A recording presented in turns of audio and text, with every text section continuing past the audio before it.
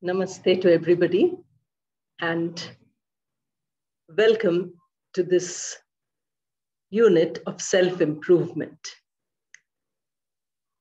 This time I thought we could discuss three very significant points in the next 3 units. These are IQ, EQ, and SQ. IQ is intelligence quotient. EQ is emotional quotient. And SQ is spiritual quotient. We have to keep these three in mind. Now, in the first unit, that is today, I will only restrict myself to IQ. In self-improvement, how should we improve our IQ? How should we increase our IQ? That is our intelligence quotient. In the next unit, we shall talk about the importance of emotions and how to maintain a balance of emotions. That is what we call as emotional quotient. The quotient, as you know, is a ratio. And then in the third part of this continuous process, IQ, EQ, SQ, we shall talk about the spiritual quotient. Spiritual quotient here would mean that we are talking about how we can enhance our spirituality, how we can balance our spirituality with our regular daily life. Because without this dimension, life is not complete. And in any self-improvement program, the spiritual dimension is equally important as all other dimensions. So let us talk about this in 3 separate units. Today's unit only, let us discuss IQ, that is intelligence quotient. I'm sure many of you are aware that when you go for any competitive examination, there is an IQ test. They give you some reasoning.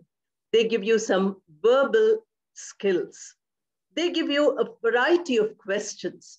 You need to answer them within a short period of time. The time is also important. The result, the correctness of the answers is also important. This measures your IQ. Of course, there are many other tests to measure your IQ. And if you Google, you will easily find that what is the average IQ and what is a superior IQ.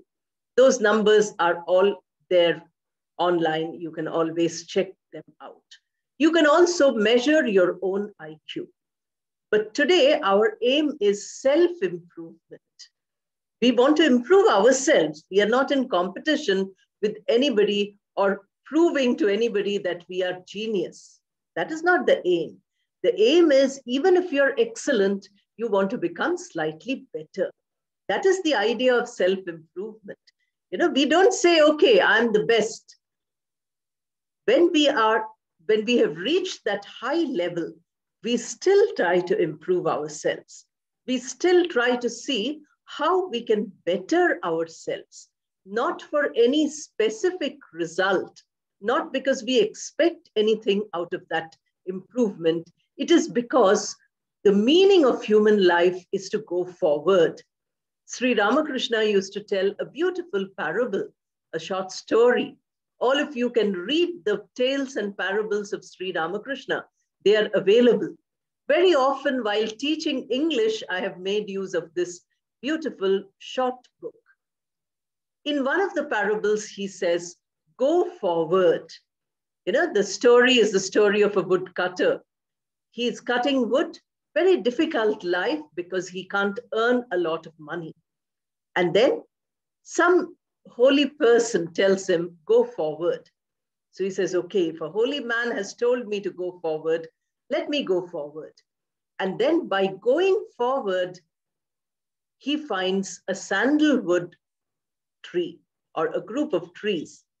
Then by selling the sandalwood, He gets a lot of money because sandalwood is very expensive. After a few days, he thinks that the holy man told me to go forward. He didn't tell me to stop. Therefore, let me go forward. He goes forward. He finds a silver mine, a gold mine, a mine of diamonds and precious stones, and so on. You can see how the story is a metaphor. You know, the metaphor here is that by going forward, by progressing, by improving ourselves, by becoming better, we don't lose anything. We keep gaining. Our treasures, our great reward is there, like the story of this woodcutter. So we should remember the idea, go forward. Every day, if we tell ourselves, go forward, it'll be a wonderful thing which we are doing for ourselves. Now let us come to the exact idea of how to improve our IQ. I would like to mention a few points as to how to improve. The first of them is memory. The ability to keep things in your memory, the ability to remember for a long time is very important. Remember, as small children, you were asked to memorize some poetry. You were asked to memorize mathematical tables, 2 into 1 is equal to 2, and so on. Why did you memorize these things? You could easily calculate. As you grow up, you know how to calculate multiplication. You know how to read poetry or to write poetry, possibly yourself. So you don't really need this memory skill. The memory skill is taught to you so as to sharpen your IQ. Your intelligence increases when you tend to memorize, when you tend to keep these ideas in mind. We had a great poet, I'm sure you know, Nobel laureate, Rabindranath Tagore. Most people recite his poetry from memory even today. He's long dead and gone, but his poetry is so powerful, they recite. When you learn English, you recite nursery rhymes. A small child, 3-year-old, 4-year-old child, recites so many nursery rhymes. What does it do? It helps to improve the memory skill. Now, the second is that visual skill is very important. Observation. I'm sure, again, if I refer to your childhood, you might have played a game called the memory game. You know, on a tray, they bring 20, 30 items. Some are small items, some are big items. They show it to a group of children for 1 minute. You say, you see all the items. Then they keep the items away. They give you a paper and a pen. In our childhood, this was done. I don't know how things are now. Then they would say, from memory, now you remember what you have seen, what you have observed, what you have, you know, can you visualize in your mind? This visual imagination is very important for IQ. So we look at that, you know, the visual thing, and then we write down. Whoever gets the maximum number of articles, of course, wins a prize. How does it help? Such games help in the ability to increase your IQ. Rational thinking is very important. You know, many people are irrational. For instance, sometimes you might tease a person, you might make fun of a person. That person is feeling hurt, but you don't realize this. That means you are irrational. What would rational be? Rational would be sensitive. Rational would be realizing that other person's point of view. That if somebody laughs at me, then I feel hurt. So if I laugh at somebody else, that person also feels hurt. This is rational thinking. This is logical thinking. You know, you take a premise and you derive something from it. This, I'm sure those of you who are studying logic or rationality, etc., already know. But those who are not doing it, those who feel like behaving irrationally, your friend tells you something, you say, no, I'm not going to do it. Say, it is good for you don't go out when there is a COVID pandemic. You say, no, I have to go. That is irrational. What is rational? Rational is think about it. Yes, there is a pandemic. We all need to be careful. Unless it is essential, we should not go out. So that is rational. Like that, we have to constantly, analyze, constantly think, and therefore we become better. Then, there are some ways in which you can enhance your IQ. These are things which you have to do. So learning music, a musical instrument or a vocal singing is a very great way of keeping your IQ very high. Music is supposed to be a good training for the human being, a good self-improvement training. I'm not specifying any one kind of music. Choose a music which you like, but practice it. Singers who are very old. I saw a video on WhatsApp recently, a 92-year-old singer, very famous lady singer, who was singing even today. That means she does riyaz, she does practice even today, and she's 92 years old.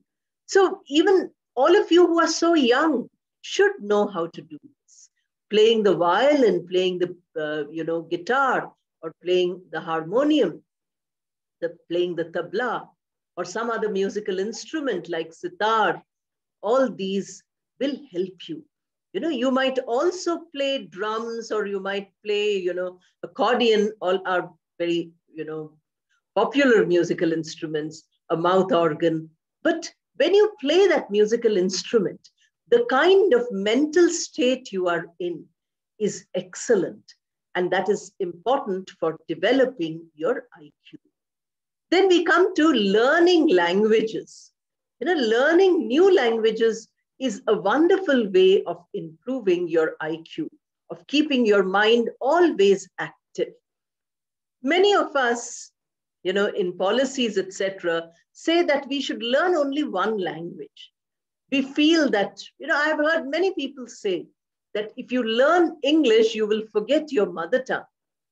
But that's not true. I grew up in a state which has a different language from my mother tongue. We had Hindi because it's a national language, Telugu, which is a local language, Bengali, which is my mother tongue, and English, which I teach. So you can imagine, these 4 languages are very important. I heard after retirement, one of my colleagues learning Urdu. They said, I'm learning Urdu because that will keep my mind very strong. After retirement, we have no work. So the mind has to be kept strong. So what are you learning? Learning Urdu. Very tough because the script is from the other side. We don't write, like from our side. We write it from this side. So the ability of the mind to take this challenge is very, very significant. Learning new languages. Therefore, Indians are at a great advantage. Please remember that we don't have only 1 or 2 languages. We have hundreds of spoken languages and, scores of written languages. So you can learn endlessly. You can learn some language. Remember that if you learn 2 or 3 languages, you can understand the other languages. I don't know Marathi, but when I go to Pune Ashram and I try to listen to Swamiji's lecture or somebody else is speaking in Marathi, I can guess at least 50% of the meaning or 60% of the meaning, which is good enough for me to understand the lecture. I don't know the language. So what happens? The IQ comes into practice. I'm practicing my IQ. Then, of course, reading is a wonderful, keep reading whatever as different varieties of texts as you can. Read about all subjects, not only your subject. Read about everything under the sun. And that would be a wonderful exercise. Then you have what is called as lifelong learning. The ability, the desire to learn is very important. I remember some people, who are very elderly, When I started my teaching career, they were already 80, 85 years old. They would come to the Bengali class in Ramakrishna Math, Hyderabad, saying that we want to read the Gospel of Sri Ramakrishna in Bengali. Therefore, please teach us Bengali. Imagine, they are so old, but their spirit is young. Their IQ remains always very high because of this idea. Physical fitness is very important. Physical fitness helps us to become mentally fit, to keep our IQs fit. People who say we are very depressed, people who say we have nothing to do, we have no meaning in life, are not doing physical exercise. Remember Swami Vivekananda saying, play football first. Some youngsters went to him, Swamiji, teach us the Bhagavad Gita. Swami Vivekananda said, before you read the Bhagavad Gita, go and play some football. What he wanted to say is that the mental requirement of reading a text like Bhagavad Gita, of understanding the greatness of this text, requires a physical strength. It requires all the skills which you practice in the football field. So go and play some football, do some physical exercise. Yoga, meditation. Today, the whole world is fond of yoga. Remember, yoga is your inheritance. It is the treasure which is left to you by your forefathers. So don't go away from it. Practice it. I remember Sri Kantanandaji made us practice yoga. And recently he asked us also, are you still doing yoga? We say, yes, Maharaj, we are doing yoga because you made us learn yoga. So you can imagine physical exercise, very important for IQ. And then, of course, we have the puzzles. You have word puzzles. You have Sudoku. Many of you might be doing number puzzles. You have a square and then you have to fill in all the numbers. Only it should be 1 to 9 and so on. Those are wonderful methods of increasing your IQ. Exchanging, these kind of games, playing more and more with each other, they are very good. Mechanical games which you play on your cell phone, etc., are not so useful. Of course, Sudoku is also available on your cell phone. Word puzzles are also available, crossword. They are also available. But when you play those mindless games, the games which don't require you to exercise your mental capabilities, it is only a mechanical game that does not increase your IQ. It's very pleasurable, I understand, but it is not thought-provoking. And that is what we require for IQ. Then mindfulness, mindfulness, concentration, total absorption in what you are doing. Again, if you remember Swami Vivekananda's childhood stories, one day they all said, let us play the game of meditation. So they all went and sat under the tree. All the friends were meditating. But suddenly they saw a snake was crawling towards them. They forgot their meditation. They just ran away because they were not mindful. They were scattering their mental energies. They were putting it everywhere. So what did they do? They all ran away. This little boy, he was called Bile in those days, his pet name, or Naren, or Narendranath, full name. And then, of course, Swami Vivekananda, his monastic name. So this young Bile was sitting there, concentrating, eyes closed, not bothered at all. Mindfulness. He was totally absorbed in what he was doing. No snake could come into his consciousness because he was unaware of it. Can we do that to every task we do? If you go to the temple, your hands are folded, but your mind is elsewhere. Kabir Das has a beautiful doha about this, that you're turning the beads, but your mind is turning how to cheat other people. You can imagine, you are sitting in the classroom, but you're not concentrating on what your teacher is telling you. You are thinking of something else. You are in your office, you're working, but as the work is in front of you, your mind has gone elsewhere. So we don't have mindfulness. That is why our intelligence quotient suffers. We need to keep our mind healthy. We need to keep our mind strong. IQ is one way of doing it. Now, let me give you a few examples of the points which I have mentioned. In every part, I'm giving examples from Sri Ramakrishna, Ma Sharada, and Swami Vivekananda. You can look, as I told you, this half an hour is only like the starters for your meal. The starter is what I'm providing you. The real meal you have to provide for yourself. Look for examples everywhere, within the circle of people you know, within the people you encounter virtually, or within history or the past or different countries of the world. I'm limiting myself to these few people, but you can go ahead and you can talk about a whole lot of other examples. By looking at these role models, we become better. That is why I have given you so many ideas. Now keep these ideas in mind. There was a time when Mother Sharada was in the village. Now young girls wanted to play, young children wanted to play around. So she was sitting in the middle.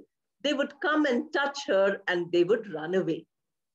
This was a wonderful physical activity, physical fitness. They would all run and they would come and touch her and go away.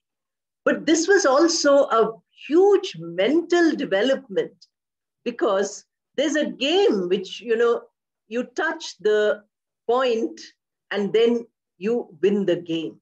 That Sri Ramakrishna used to give that example many times. He would call it Buri Chua. So you go and you touch that point, where by touching that point, you win. This idea, small children in the villages, they would play. I hope they play still, because these are wonderful games for developing the mind. The ability of the mind to think, the ability of the mind to go ahead and touch that, or to, do it before the other companions are doing it. To, go ahead. When they are planning, you plan slightly better. When we do all these things, what happens is that we get physical fitness, we get mental alertness, we are always observing. These are the points I gave you. For increasing our IQ, we need to keep these ideas in mind. Then I can give you the example of observation again. Sri Ramakrishna was excellent in mimicry. There was some family in his village, Kamarpukur, which was the Laha family, very well-to-do people, very fond of Sri Ramakrishna. But they were also very patriarchal. They would not allow their women much freedom. So as a young boy, Sri Ramakrishna would not be allowed to go there. Very often, he would dress up as a woman, and nobody could make out that he was a young boy, because his observation of the mannerisms of women was so good that nobody could find out that he was a man. The same incident happened once in the house of Mathur Babu. Mathur Babu was the son-in-law and the custodian of the Dakshineshwar Kali temple. Rani Rashmani's son-in-law and the custodian. He had great respect for Sri Ramakrishna. So when Sri Ramakrishna asked that, get me some women's clothes, women's jewelries, he got them. And then what happened? Ramakrishna mingled with the people, the women of his family. Nobody could spot him. There were people searching for him in that room, but there was nobody who could spot him because his visualization, his power of observation was so good.